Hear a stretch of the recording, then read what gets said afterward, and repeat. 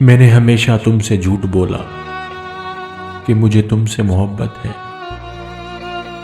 बात कुछ यूं है कि मुझे तुमसे मोहब्बत कभी ना थी। तुम मेरी बातों का यकीनन बुरा मानोगे। तुम तो जानते हो दुनिया का यही दस्तूर है।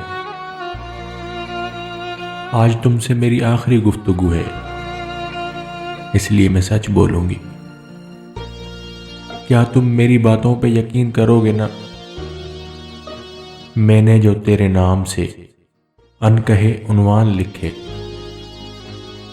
और कभी मुकम्मल और कभी अधूरी नज़में लिखकर तेरे नाम की, वो सब झूठ था, दिल बहलाने को एक ख्याल था।